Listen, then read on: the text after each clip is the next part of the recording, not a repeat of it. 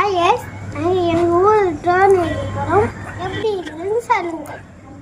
இந்த வீடியோக்கு லைக் பண்ணுறீங்க.